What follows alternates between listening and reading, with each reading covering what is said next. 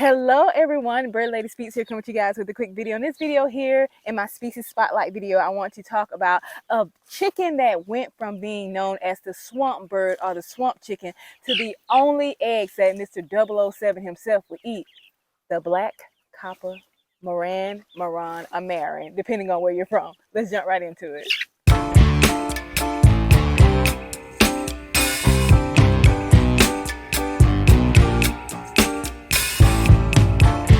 Thank you so much for stopping by my channel. If this is not your first time, welcome back. If this is your first time, welcome. I hope that you do decide to join the family and stay by hitting that like button, that subscribe button, and of course, ringing that bell.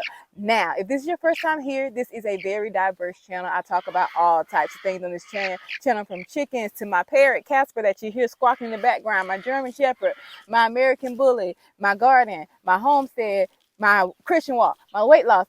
I talk about all types of things on this channel, but most of my talk lately is going to be chickens because I am learning a lot about chickens. I am a first-time chicken keeper. I'm building up my homestead here. So if you're here for the chicken-centered videos, make sure you do subscribe and turn on that notification bell so you will not miss when I post a chicken-centered video.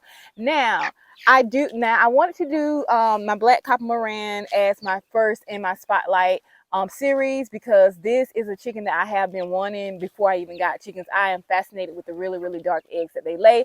I was finally able to get my hands on 5 of them, but looks like I either have 4 roosters and 1 hen or 3 roosters and 2 hens. So yeah, I'm gonna put this girl back up and we're just going to talk a little bit about the black copper Maran, so you'll know whether or not this is a chicken that will work for you. So as I said, the black copper Maran is known for its dark chocolate eggs. But one thing that I've been noticing is people who've had black copper Marans for a while, they are posting in different Facebook groups. They're like, hey, my eggs aren't as dark, or hey, my eggs. One thing about the black copper Maran is their eggs are going to be darkest in the beginning, and the more that they lay, it's kind of like an ink toner. The more that they lay, the darker those eggs begin to be. So there is a guy, the man that I got my black copper Marans from, he's had his black copper Marans and they've been laying so long that they're actually laying white eggs now because they don't have any more toner. Excuse my white hands, I have been throwing out dust, diatomaceous earth, so excuse my my white hand. Now, it's hard to believe that with the popularity of the black copper Maran, it's hard to believe that they actually almost went extinct. Yes, they almost went extinct. These beautiful birds that we have, these beautiful eggs that we had, it almost didn't happen. Let me give you a little bit of history about the black copper Maran. So the black copper Maran originated from La Rochelle. I am country. Y'all know I'm country, so if I pronounce some of these French names wrong, I am so sorry. No, I'm not sorry. Y'all know I'm country. Y'all know. Y'all know how I talk. But anyway, so the black copper Maran, it was actually created in La Rochelle, southern France. And it was created, soldiers brought over game cocks or game roosters from Indonesia and India, and they breeded those with the local hens that they had there. There you have the black copper Maran. They were actually not popular at the time. They were known as a swamp chicken because of where they were bred. Because they were bred in the swamps of southwestern France. When World War II happened, the country land, the swamp land, the countryside where they were bred, that was pretty much decimated because of World War II. What the French Department of Agriculture did, they started a specific or a special breeding program to try to save the black copper Marans, and thus is why we have them today. So they're basically known for the black bird, of course, and that copper plumage that they do have. They are absolutely gorgeous birds. And though they lay those really dark chocolate eggs that are heavily sought after, they don't lay as many eggs as maybe a Rhode Island Red or a Barred Rock or Isa Brown. They lay about 3 to 4 eggs 3 to 4 eggs a week, which is going to give you about 200 eggs a year, when you have like a black Australarp that can actually lay up to 364 eggs a year. So yeah, but what they lack in egg production, they actually make up in egg quality. Again, you have that beautiful egg, but it's been known that their eggs are a lot creamier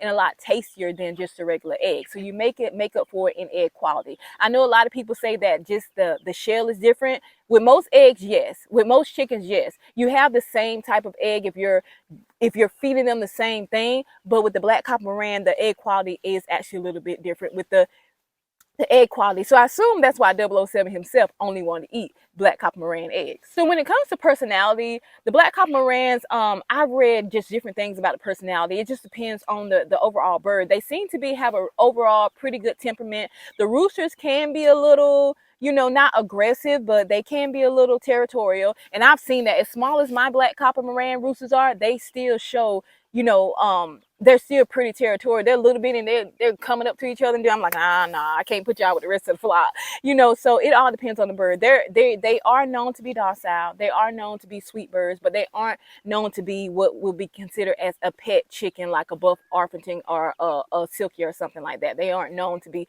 pet chickens, but they aren't known to be overly aggressive either. So if you're looking for a chicken, like a pet chicken that would be good with kids, I wouldn't recommend the black copper Maran rooster at least, but it's your choice. It all depends on the bird, because you can get a completely docile black copper Maran rooster, but mine are not docile at all. And you have to remember, they do have gamecock in them, so that is in them, but most of it has been bred out, but there is still some in there. You just always have to keep that in mind. That is still in them. They do really well in confinement, but black copper Marans are known to do better when they're in the open area. When they're happier, they're more productive when they're able to free range. So if you don't have an area, if it's not safe for you to free range your black copper Maran, make sure you have a really large chicken run. Of course, they're not going to be in this chicken run here. This is just until my coop comes and I get in my other stuff. But the area that I have for them is going to be absolutely huge for my black copper Marans. I can't let mine free range simply because we have too many predators here. And the red-tailed hawk, we have, just when it comes to birds of prey, we have red-tailed hawks, we have eagles, we have falcons, we have the regular chicken hawks. And I'm pretty sure there's some more birds that I don't know what they're called. But yeah. So when it comes to health concerns of the black copper Maran, there really aren't many health concerns that they have. They're really hardy birds. They do well in extreme heat, as well as they do well in heat as well as in the winter. So I haven't found really any health concerns, and I believe that's because black copper Marans are really known as some of the cleanest chickens that you can get. As you know, most chickens, I'm pretty sure you see all this poop all around me. Most chickens are really dirty. They really will sit in their own poop. Sometimes they'll soil their nesting box and they'll still sit in it. But black copper Marans will not sit in a soil. They will not soil their nesting box. They will not sit in. They are extremely clean birds. Now, one health concern is, let's see if I can get one. Give me 1 second.